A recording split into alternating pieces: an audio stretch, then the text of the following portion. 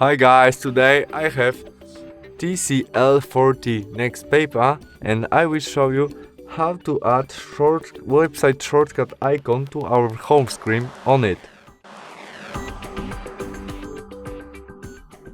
Our first step to do this is opening Google Chrome and go to the website which we want add our shortcut icon to home screen.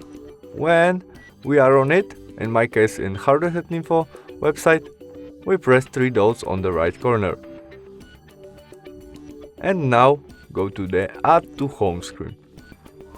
There we can change name of our shortcut icon.